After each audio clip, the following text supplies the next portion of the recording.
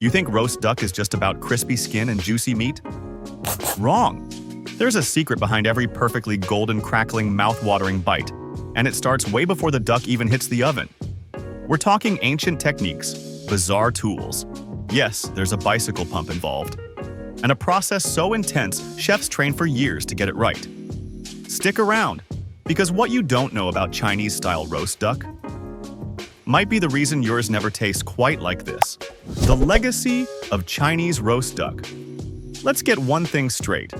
Chinese-style roast duck didn't just appear one day. This dish has been in the making for over 700 years, and it all started in an imperial kitchen. During the Yuan Dynasty, royal chefs were already roasting ducks over open flames for emperors who demanded perfection.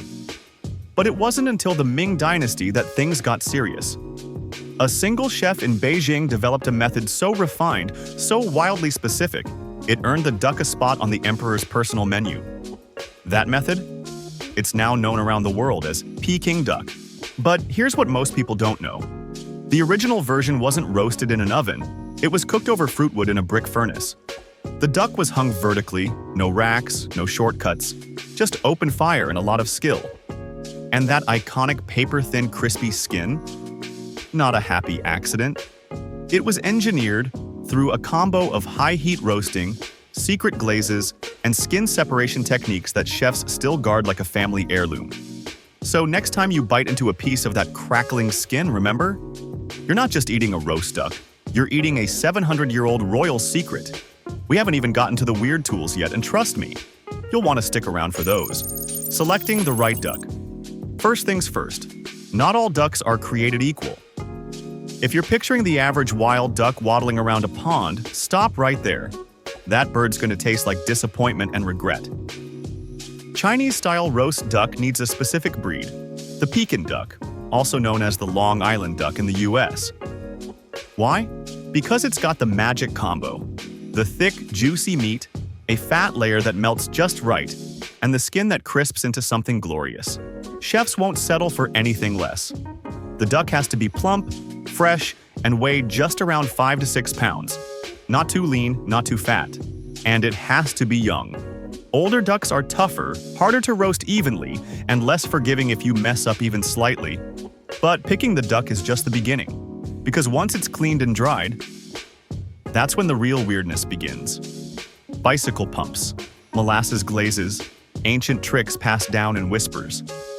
The duck may look innocent now, but it's about to go through a transformation worthy of a kung fu training montage.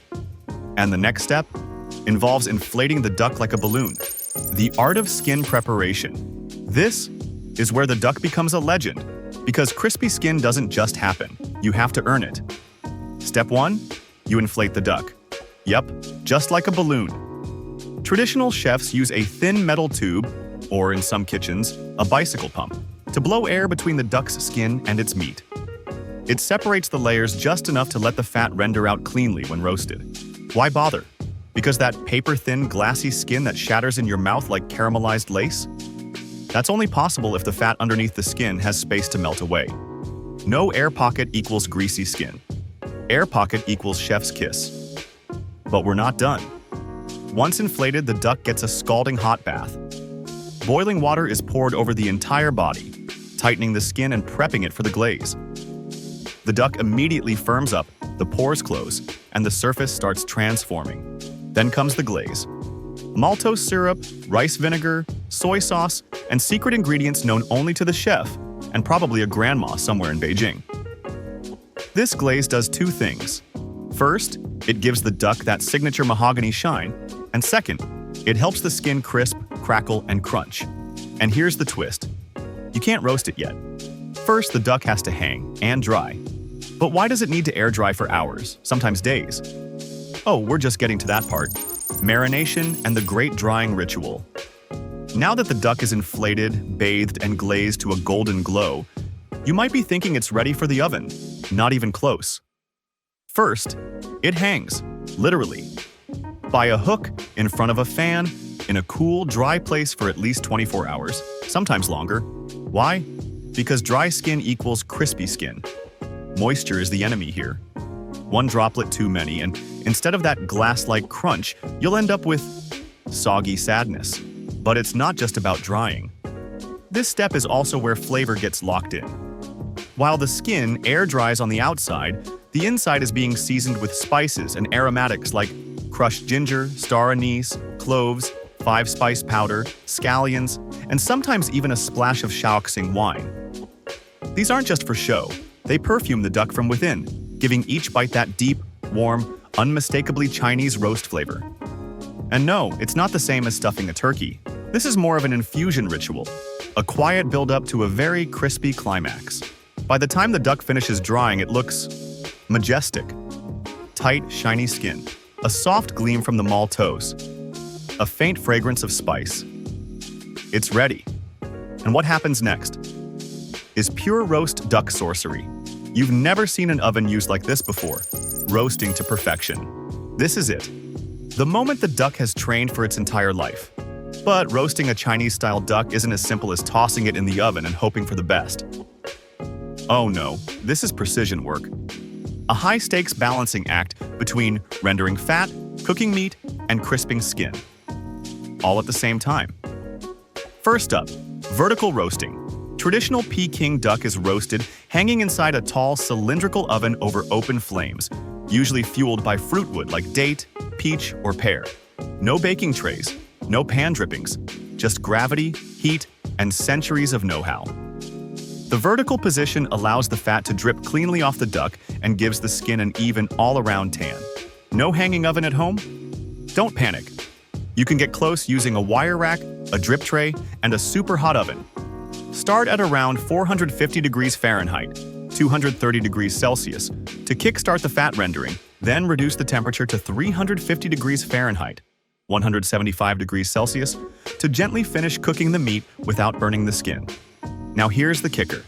Even with all that prep, the duck can still fail if you don't rotate it. Yup, this bird needs to be flipped halfway. Carefully, like you're turning over gold. You'll know it's ready when the skin is deep amber and blistered in spots. It sounds like a paper bag when tapped. And the internal temp hits around 165 degrees Fahrenheit or 75 degrees Celsius. At this point, it's tempting to dive in. But stop right there, because if you carve too soon, you'll ruin everything. So what now? You wait. The carving ritual and how not to ruin it all. The duck is roasted. It's glowing. The skin is whispering to you. You're seconds away from greatness. So what do? You wait. Seriously, the duck needs at least 15 minutes to rest. Why? Because if you carve it too soon, all those flavorful juices you just spent hours sealing in will come gushing out. And that crispy skin? It'll steam itself soggy. Now once it's rested, that's when the carving begins. And it's not just cutting meat, it's surgical precision. Traditional Peking duck carving involves removing the skin first in perfect paper-thin slices, then slicing the meat separately with care. These are all served in a very specific order: crispy skin, juicy meat, and, if you're in a fancy place, skin-meat combos with just a hint of fat. And let's talk sides. We're not just serving roast duck on a plate and calling it a day. You get mandarin pancakes, scallion slivers, cucumber matchsticks, and of course, hoisin sauce, the sweet, salty glue that holds it all together. You roll it up like a duck burrito, take a bite, and suddenly, you understand why emperors hoarded this dish for themselves. We've come a long way from dynasties to drip trays, but here's the real secret. Every chef, every family, every street cart in Beijing has their own spin. A different glaze, a secret drying trick, a slightly off-the-books spice blend, and that means the duck you make, at home, with whatever hacks and tools you've got, might not be traditional, but it might be unforgettable. Because this dish, it's still evolving, still being reinvented, still surprising people. And who knows, the next version of roast duck worth talking about might just come from your kitchen.